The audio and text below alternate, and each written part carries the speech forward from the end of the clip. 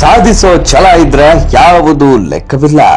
ಕುರಿಗಾಹಿಯಾಗಿದ್ರೂ IPS ಆಗೋ ಕನಸು ಕಂಡಿದ್ದ ಈತ ಇಡೀ ಜಿಲ್ಲೆಯನ್ನೇ ಹೆಮ್ಮೆ ಪಡುವಂತೆ ಮಾಡಿದ ಒಬ್ಬ ಕುರಿಗಾಹಿ ವೀರಪ್ಪ ಸಿದ್ದಪ್ಪ ಡೋಣಿ.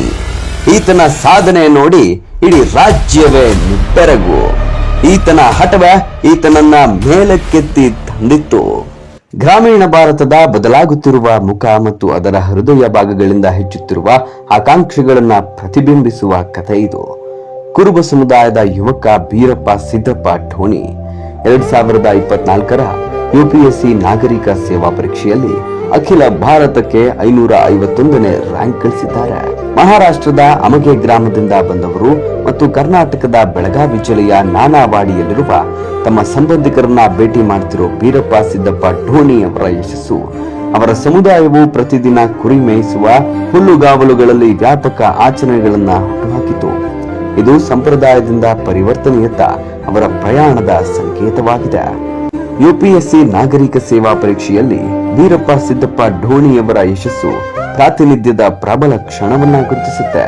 ಇದು ರಾಷ್ಟ್ರೀಯ ಆಡಳಿತದಲ್ಲಿ ಜೀವನಾಧಾರ ಪಾತ್ರಗಳಿಂದ ನಾಯಕತ್ವದ ಸ್ಥಾನಗಳಿಗೆ ಬದಲಾವಣೆಯನ್ನ ಸೂಚಿಸುತ್ತೆ. ಯಾಕಂದ್ರೆ ಒಬ್ಬ ಕುರಿ ಮೇಯಿಸುತ್ತಿದ್ದಂತ ಯುವಕ ಇಂದು IPS ಆಗುವಂತ ಕನಸನ್ನ ಇಟ್ಟುಕೊಂಡು UPSC ಪರೀಕ್ಷೆಯಲ್ಲಿ 551ನೇ ರ್ಯಾಂಕ್ ತೆಗೆದುಕೊಂಡು ನಾವು ಯಾರಿಗೂ ಕಮ್ಮಿ ಇಲ್ಲ, ನಮ್ಮಲ್ಲೂ ಎಲ್ಲ ಕ್ಷಮತೆ ಇದೆ, ಅವಕಾಶ ಸಿಕ್ಕಿದ್ರೆ ಸಾಕು ಅನ್ನೋದನ್ನ ಪ್ರೂವ್ ಮಾಡಿದ್ದಾರೆ. ಅವರ ಕತೆ ಅವರ ಸ್ವಂತ ಕುಟುಂಬ ಮತ್ತು ಗ್ರಾಮವನ್ನ ಉನ್ನತೀಕರಿಸುತ್ತೆ. ಭಾರತದ ಪಶುಪಾಲನೆ ಮತ್ತು ಕೃಷಿ ಸಮುದಾಯಗಳಲ್ಲಿನ ಬಳಕೆಯಾಗದ ಸಾಮರ್ಥ್ಯದ ಮೇಲೆ ಬೆಳಕು ಚೆಲ್ಲುತ್ತೆ. ಇವರನ್ನ ನೋಡಿ ಇನ್ನಷ್ಟು ಯುವಕರು ಕೂಡ ನಾವು ಮುಂದೆ ಬರಬೇಕು, ಜೀವನದಲ್ಲಿ ಏನನ್ನಾದರೂ ಸಾಧಿಸಬೇಕು, ಕೇವಲ ಕುರಿ ಕಾಯ್ಕೊಂಡೇ ಇದ್ರೆ ಜೀವನ ಸಾಗೋದಿಲ್ಲ ಅನ್ನೋದನ್ನ ಎಚ್ಚೆತ್ತುಕೊಳ್ತಾರೆ. ವೀರಪ್ಪ ಸಿದ್ದಪ್ಪ ಡೋಣಿಯವರ UPSC ಪ್ರಯಾಣ ಹೇಗಿತ್ತು ಹಾಗಾದ್ರೆ? ವೀರಪ್ಪ ಸಿದ್ದಪ್ಪ ಡೋಣಿ ಅವರಿಗೆ ಕುಟುಂಬದ ದೇವತೆಯ ಹೆಸರನ್ನ ಇಡಲಾಗಿದೆ. ಅವರು BTech ಪದವೀಧರರು. ಒಂದು ಕಾಲದಲ್ಲಿ ಭಾರತೀಯ ಸೇನೆಯ ಸುತ್ತ ಸುತ್ತುವ ಕನಸುಗಳನ್ನ ಹೊಂದಿದ್ದವರು. ಮಿಲಿಟರಿಯಲ್ಲಿ ಸೇವೆ ಸಲ್ಲಿಸುತ್ತಿರುವಂತ ತಮ್ಮ ಅಣ್ಣನಿಂದ ಅವರು ಇನ್ಸ್ಪೈರ್ ಆಗಿದ್ರು. ಅವರು ಆರಂಭದಲ್ಲಿ ಅದೇ ಮಾರ್ಗವನ್ನ ಅನುಸರಿಸೋಕೆ ಬಯಸಿದ್ರು. ಆದ್ರೆ ಹಲವಾರು ಸಂದರ್ಭಗಳಿಂದಾಗಿ ಅವರು ಅಧಿಕಾರ ನೇಮಕಾತಿ ಪರೀಕ್ಷೆಗಳನ್ನ ಪ್ರಯತ್ನ ಪಡೋಕ್ಕೂ ಕೂಡ ಸಾಧ್ಯವಾಗಿರಲಿಲ್ಲ. ಬದಲಾಗಿ ಅವರು ಇಂಡಿಯಾ ಪೋಸ್ಟ್ ನಲ್ಲಿ ಉದ್ಯೋಗವನ್ನ ಪಡ್ಕೊಂಡಿದ್ರು. ಆದ್ರೆ ಅವರ ಆಕಾಂಕ್ಷೆಗಳು ಅವರನ್ನ ಮತ್ತಷ್ಟು ಮುಂದಕ್ಕೆ ತಳ್ಳಿದ್ವು. ನಾಗರಿಕ ಸೇವೆಗಳಲ್ಲಿ ಸೇವೆ ಸಲ್ಲಿಸುವ ಬಯಕೆಯಿಂದ ಇನ್ಸ್ಪೈರ್ ಆದಂತ ಅವರು ಅವರ ಹುದ್ದೆಗೆ ರಾಜೀನಾಮೆಯನ್ನ ನೀಡಿ IAS ಪರೀಕ್ಷೆಗೆ ತಯಾರಿಯನ್ನ ಆರಂಭಿಸಿದ್ರು. ಅಂತಿಮವಾಗಿ ಅವರ 3ನೇ ಪ್ರಯತ್ನದಲ್ಲಿ UPSC ಪಾಸ್ ಮಾಡಿದ್ದಾರೆ. ನಿನ್ನೆ ಮಧ್ಯಾಹ್ನ ಮುಖಟ 3ವರೆಗೆ UPSC ರಿಸಲ್ಟ್ ಬಂತು. ರಿಸಲ್ಟ್ದಾಗ 551 ರ್ಯಾಂಕ್ ತಗೊಂಡಾಗ ದೇಶನಾಗ IPS ರ್ಯಾಂಕ್ ಇವರು ಸಿಗ್ತೈತಿ. ಸೊ ರಿಸಲ್ಟ್ ಆದ್ಮೇಲೆ ಭಾಳ ಚಲೋ ಅನ್ಸಿದ್ ನಂಗೆ. ಯಾಕಂದ್ರೆ ಪೈಲೆಲ್ಲ ಕುರುಬರು ಇದೇವು, ನಾವು ಕುರಿ ಕಾಯ್ತಿದ್ವು. ಕುರಿ ಕಾಯ್ಕೋದ್ ನೀವು ಎಲ್ಲ ಇದು ಹೆಚ್ಚಿನ ರ್ಯಾಂಕ್ ಮೇಲೆ ಹೋಗಿದ್ ಬಳಿಕ ಭಾಳ ಚಲೋ ಅನಿಸ್ತೈತಿ. ಮತ್ತು ಬಾಕಿ ಹುಡುಗರನ್ನ ಇದು ಅನ್ನೋದೈತಿ ಅಂದ್ರೆ ಬಡವ್ರ ಹುಡುಗರ ಅಭ್ಯಾಸ ಮಾಡಿ ಎಲ್ಲ ಚಲೋ ಅಭ್ಯಾಸ ಮಾಡ್ರೆ ನಮ್ಮ ಅಂತವ್ರ ಪೋಸ್ಟ್ನಾಗ ಹೋಗುದ ಎಲ್ಲದಕ್ಕೂ ಸಾಧ್ಯತೆ. ಅವರು ಬಿ ಎಲ್ಲ ಅಭ್ಯಾಸ ಮಾಡಿ ಇದು ಪೋಸ್ಟ್ ಅಂತಾಗ ಬಿಡ್ತೈತಿ. ಅವ್ರಿಗೆ ಬಿ ಇದ ನಂಗೆ ಹೇಳ್ತೈತಿ. ವೀರಪ್ಪ ಸಿದ್ದಪ್ಪ ಡೋಣಿ ಅವರಿಗೆ IPS ಅಧಿಕಾರಿಯಾಗಬೇಕೆಂಬ ಆಶಯ ಇದೆ.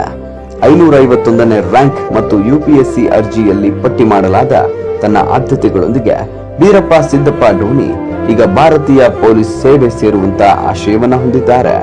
ಅವರ ವೈಯಕ್ತಿಕ ವಿಜಯ ಮತ್ತು ಅವರ ಕುಟುಂಬ ಮತ್ತು ಸಮುದಾಯಕ್ಕೆ ಹೆಮ್ಮೆಯ ಕ್ಷಣವಾಗಿದೆ. ಇನ್ನು ಅವರ ತಂದೆ ಸಿದ್ದಪ್ಪ ಡೋಣಿ UPSC ಪರೀಕ್ಷೆಯ ಸಂಕೀರ್ಣತೆಗಳ ಬಗ್ಗೆ ಪರಿಚಯನೇ ಇಲ್ಲ.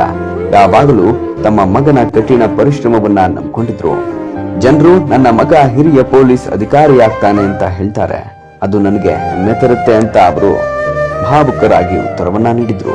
ನನವಾಡಿಯಲ್ಲಿ ವಾಸಿಸುವ ಅವರ ಚಿಕ್ಕಪ್ಪ ಯಲ್ಲಪ್ಪ ಗಡ್ಡಿ ಅನೇಕರ ಭಾವನೆಗಳನ್ನ ಈಗ ವೀರಪ್ಪ ಸಿದ್ದಪ್ಪ ಡೋಣಿ ಹೆಮ್ಮೆಯ ಭಾವನೆಗಳನ್ನಾಗಿ ಪರಿವರ್ತಿಸಿದ್ದಾರೆ. ಅವರು ಉತ್ತಮ ಅಧಿಕಾರಿಯಾಗಬೇಕೆಂಬುದು ನಮ್ಮ ಮತ್ತು ನಮ್ಮಂತಹ ಬಡ ಜನರಿಗೆ ಸಹಾಯ ಮಾಡಬೇಕೆಂಬುದು ನಮ್ಮ ಬಯಕೆ. ಅವರ ಯಶಸ್ಸು ನಮ್ಮ ಸಮುದಾಯದ ಇತರ ಯುವಕ ಯುವತಿಯರಿಗೆ ಸ್ಫೂರ್ತಿ ನೀಡುತ್ತೆ ಅಂತ ಅವರ ಚಿಕ್ಕಪ್ಪ ಯಲ್ಲಪ್ಪ ಗಡ್ಡಿ ಭಾವುಕರಾಗಿದ್ದಾರೆ.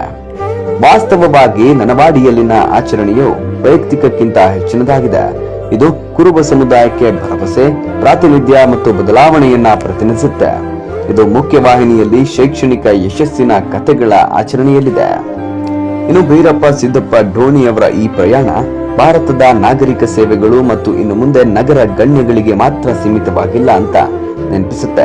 ಯಾಕಂದ್ರೆ ಒಬ್ಬ ಕುರಿಗಾಹಿಯಾದಂತ ಯುವಕ ಈ ಮಟ್ಟಕ್ಕೆ ಯೋಚನೆಯನ್ನ ಮಾಡಿ ತನ್ನ ಉದ್ಯೋಗಕ್ಕೆ ರಾಜೀನಾಮೆಯನ್ನ ನೀಡಿ UPSC ಪರೀಕ್ಷೆಯನ್ನ ಪಾಸ್ ಮಾಡ್ತಾರೆ ಅಂತಂದ್ರೆ ಕೇವಲ ಅವರ ಕುಟುಂಬಕ್ಕಷ್ಟೇ ಅಲ್ಲ, ಎಷ್ಟೋ ಜನ UPSC ಪಾಸ್ ಮಾಡಬೇಕು ಅನ್ಕೊಂಡಿರೋ ಯುವಕರಿಗೆ ಪ್ರೇರಣೆಯಾಗಿ ನಿಂತಾರೆ. ನೋಡಿದ್ರಲ್ಲ ವೀಕ್ಷಕರೇ, ಜೀವನದಲ್ಲಿ ಎಷ್ಟೇ ಕಷ್ಟ ಇರಬಹುದು ಅಥವಾ ನಾವಿರುವಂತ ಸ್ಥಾನ ಏನಾದ್ರೂ ಆಗಿರ್ಬೋದು, ಆದ್ರೆ ನಮ್ಮ ಯೋಚನೆಗಳು ಮಾತ್ರ ಬೆಟ್ಟದಷ್ಟಿರಬೇಕು. ಯಾಕಂದ್ರೆ ಅಬ್ದುಲ್ ಕಲಾಂ ರವರು ಹೇಳಿಲ್ವೇ, ಕನಸು ಕಾಣೋದೇ ಉಂಟು, ಅತಿ ದೊಡ್ಡ ಕನಸನ್ನ ಕಾಣಿ ಅಂತ. ಆ ಕನಸನ್ನ ಮುಟ್ಟೋದಕ್ಕೆ ಒಂದಲ್ಲ ಒಂದಿನ ನಾವು ಹೋಗ್ತೇವೆ. ಯಾಕಂದ್ರೆ ಕನಸನ್ನ ಕಾಣ್ತಾ ಕಾಣ್ತಾ ಅದೇ ದಾರಿಯಲ್ಲಿ ಸಾಗಿ ಅದರ ಕಡೆ ಕಠಿಣ ಪರಿಶ್ರಮವನ್ನ ಮಾಡಿದ್ರೆ ನೀವು ಮತ್ತೊಬ್ಬ ಭೈರಪ್ಪ ಸಿದ್ದಪ್ಪ ಧೋನಿಯಾಗಬಹುದು.